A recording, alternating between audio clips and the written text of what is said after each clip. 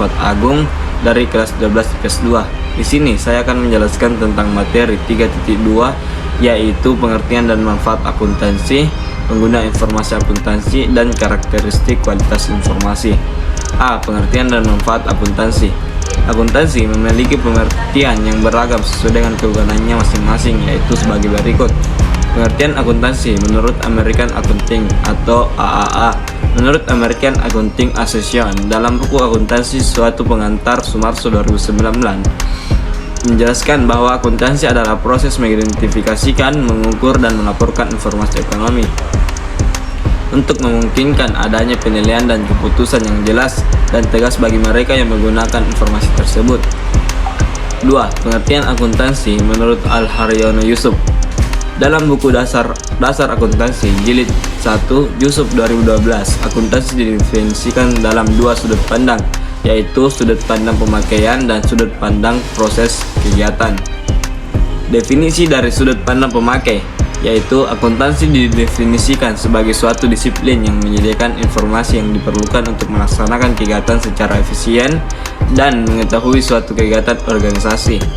Definisi dari sudut pandang proses kegiatan. Dari sudut proses kegiatannya, akuntansi didefinisikan sebagai proses pencatatan, penggodongan, peringkasan, pelaporan, dan penganalisan data keuangan suatu organisasi.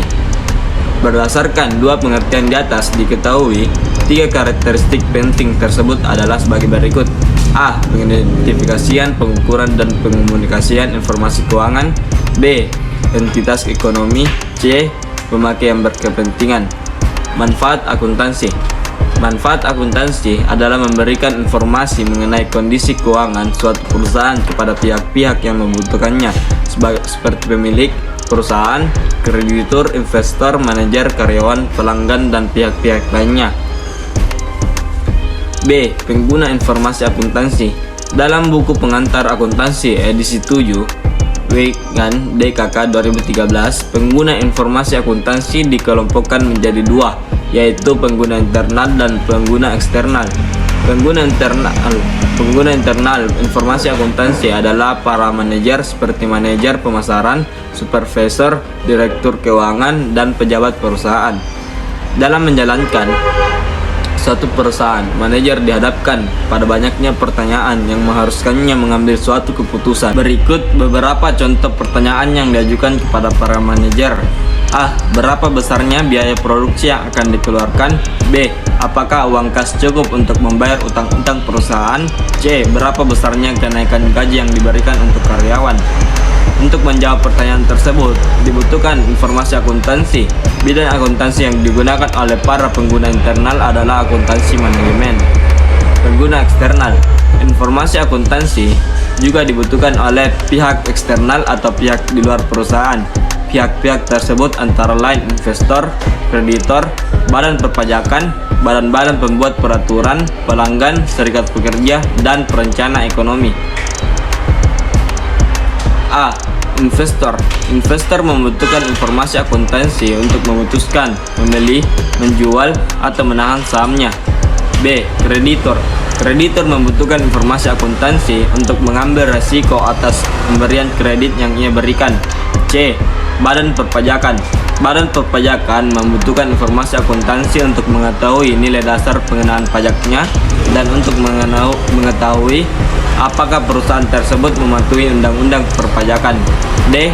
Badan-badan pembuat peraturan membutuhkan informasi akuntansi untuk mengetahui apakah perusahaan mampu memberikan kenaikan upah. E.